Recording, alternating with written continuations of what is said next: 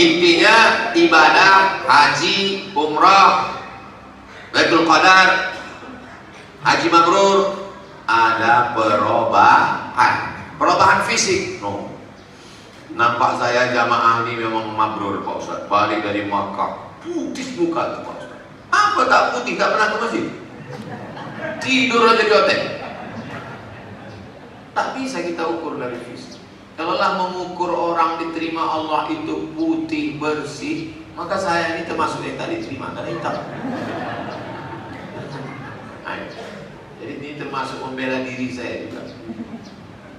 Orang yang mengaku-ngaku, apakah dia dijumpakan Allah dengan itu menjadi tukang ngobrol, tukang cerita di kedai kopi, atau justru menjadikan hatinya lembut?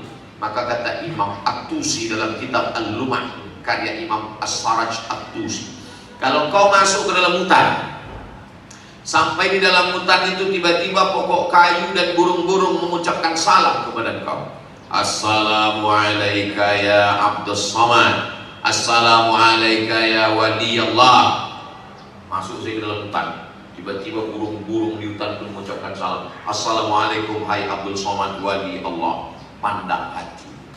Kalau dalam hatimu ada rasa takut kepada Allah, berarti karamah. Tapi kalau dalam hatimu muncul rasa, akulah yang paling hebat, akulah yang paling mulia, berarti kau sedang maghrur, tertipu dengan setan. Hati-hati.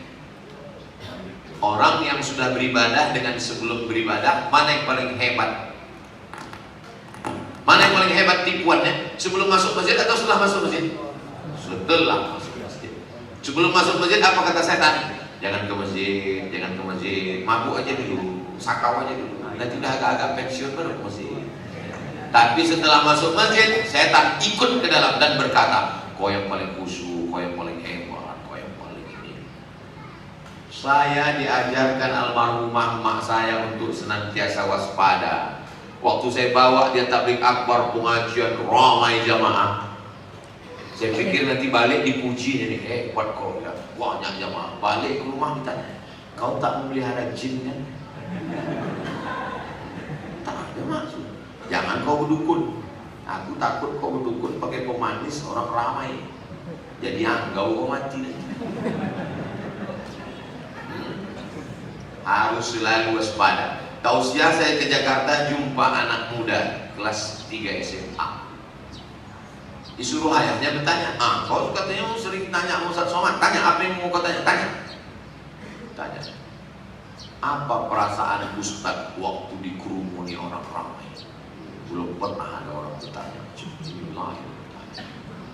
Biasanya orang tanya, Ustaz, bumi itu bulat apa petak? Apa perasaan Ustaz waktu dikerumuni orang banyak? Saya bilang, aku waktu dikerumuni orang banyak, ramai menyambut, bersalaman, berkerumun itu, yang kurasakan sedih dalam. Kenapa Ustaz sedih? Karena orang itu lebih ikhlas daripada aku. Orang yang mencium tanganku itu lebih ikhlas daripada aku. Karena waktu tanganku cium, aku merasa aku lebih mulia. Itu maka aku tarik tangan.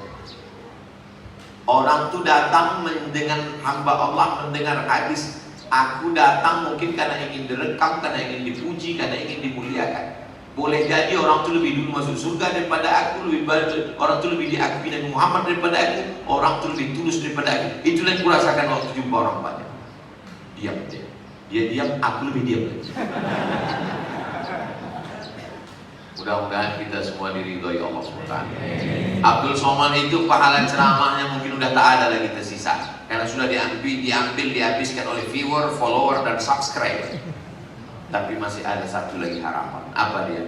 Jamaah yang tulus ikhlas mendoakan, matikan Ustaz Somad itu dalam husnul semangat pula dia. Intinya kita saling mendoakan. Mudah-mudahan keluarga kita sakinah mawaddah warahmah, anak-anak soleh dan solehah, diberikan kita Ramadan, diberikan kita Lailatul Qadar, diberikan kita khusyuk dalam sholat, harta kita bisa bermanfaat untuk umat dan agama Allah, mati dalam keadaan la ilaha illallah, masuk ke jannah bersama Rasul.